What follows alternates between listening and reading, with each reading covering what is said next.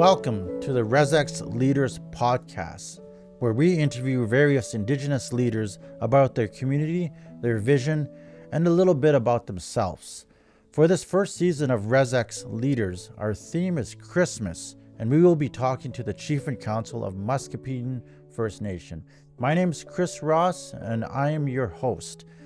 Could you share a special story about growing up in the community, or growing up just sharing a Christmas story that you'd like? Growing up, it was always exciting, especially around Christmas. Getting up, getting to open presents, going out, and we have quite a few hills by our house, so we'd spend a lot of time sliding and things like that. So we always had fun out there. Christmas time, everybody would gather, have a meal at my grandmother's, bring the kids, a lot of my cousins and that, so we'd be all outside sliding, playing around in the snow and doing things like that. And one memory I do have was of my late bus driver. His name was Stanley Patra. He drove bus, and I rode his bus for many years. And I looked forward to it every Christmas, because every Christmas he'd have a candy bag for all the students on his bus. He would give us, he usually gave us in the morning, starting right before we got to school. And then kind of people would eat peanuts and make a mess on a bus, so he kind of played it smart and started giving us after school when he was dropping us off, right? So that was something that I always looked forward to, right? Getting a candy bag of peanuts, orange, mandarin orange. Oh yeah. Christmas candy is a candy like in cane the brown from bags, like from that. the bus, school lunch bag. And they have some candy canes in there. That was a good memory, getting that from our bus driver every year, and including the meals that my grandmother made, was usually from scratch. And so everything back then was a lot more family oriented compared to today's society, where everything's store bought and people got to go run to the store to buy this and that. And back then, growing up with my grandmother, everything was basically homemade and made from scratch, and you rarely see that nowadays. Oh my goodness, there's so much. What, Christmas Eve, I remember my parents going to Mass, everybody over. 12 o'clock was always the countdown for me. Oh yeah, you stay up till midnight, right? Yeah. Countdown. And remember going down the valley to the old day school. It was the old green school, right? And all of us, like young, kids, 8, 9, 10, trying to go downstairs to see where the gifts were, but opening that door and seeing nothing but black, that door was shut pretty quick. Yeah. But the community, and still comes together. And I remember, the excitement and the smell of the food. And I remember my sister was Santa Claus one Christmas because nobody wanted to be Santa Claus. My sister Loretta, but those are the things that everybody wanted to see where Santa Claus was. And as kids, you're curious. You go look in the back and that's my sister. But just like the joys of cooking at home and family and friends coming over, I think we need to get back to that. Everybody has their own families. Also, like myself.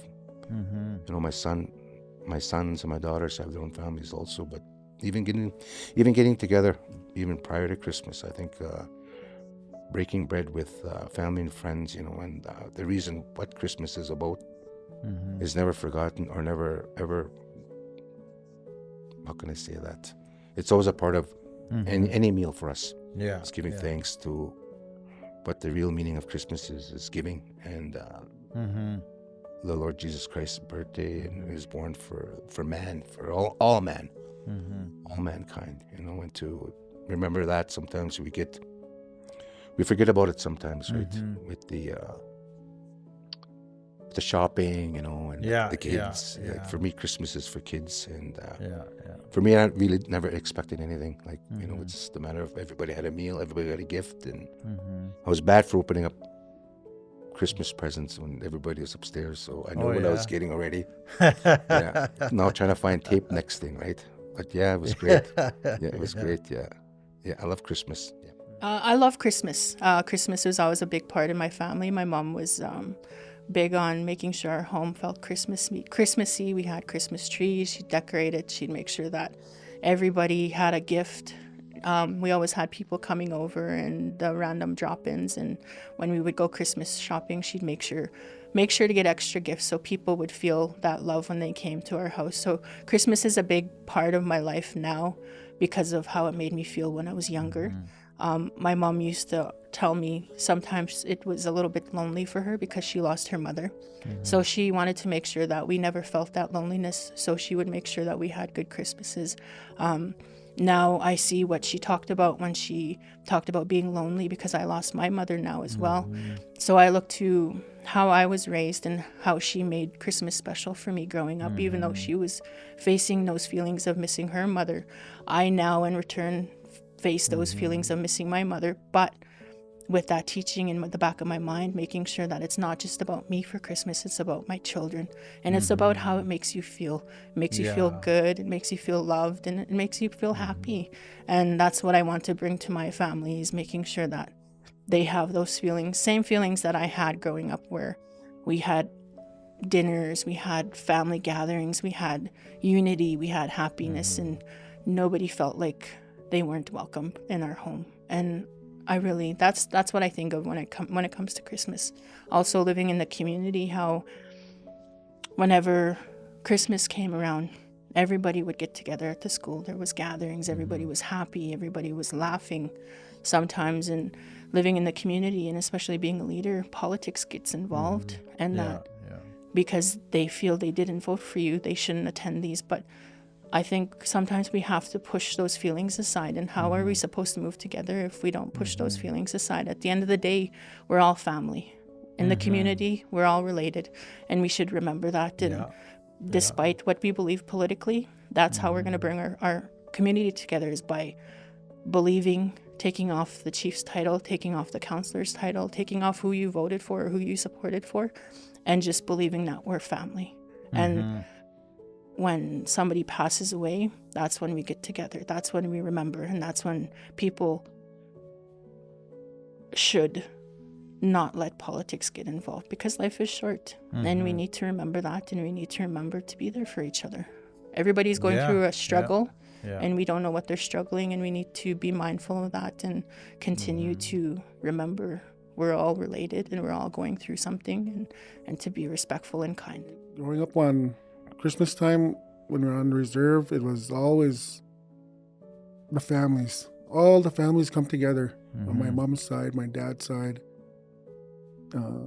All the grandparents. There'd be about 40 of us in one house, and probably about 4 turkeys cooking, and a lot of ham. Everything. We had everything, And we were lucky to get one present when we were growing up. That was, 40 years ago. And now today, I try my best to give my grandchildren everything, because I never had stuff when I was growing up. So I give them everything. My kids, I give them the stuff that I never had. The stuff that I wanted, I give them to my kids, my grandchildren. Try my best, and it was, growing up back in Muscowpetung, it was okay. It was good, and we got taught a lot of things too, right, from my grandparents. And today I still hear my grandfather, Bill Sr., and telling us the proper way to do things. And if we were doing something wrong, he would correct us right away and tell us not to do that. And that, that's something that I cherish for the rest of my life, that my grandparents taught me. And my mom and dad too, they taught us good stuff too. I've been alcohol and drug free for 20 years. I made that change for my kids, for my grandchildren, and it's the best decision I ever made in my life. And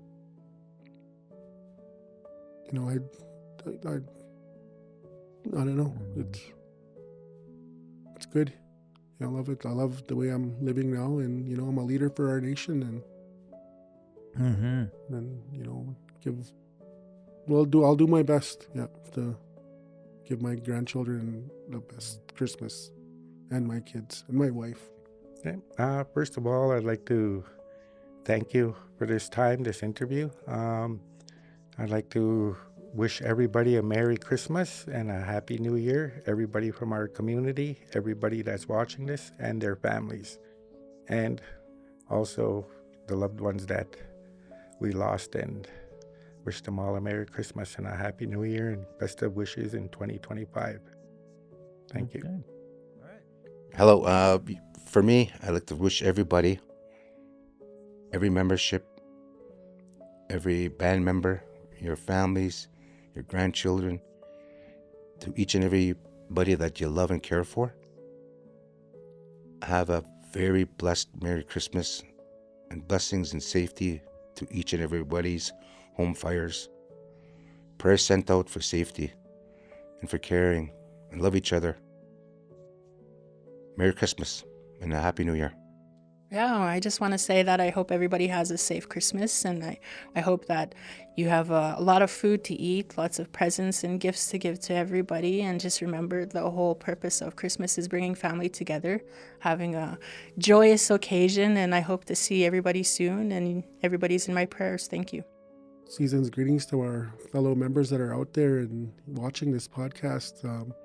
Remember to be safe and spend time with your loved ones out there, and Merry Christmas and Happy New Year for everybody. Enjoy your special times with your families.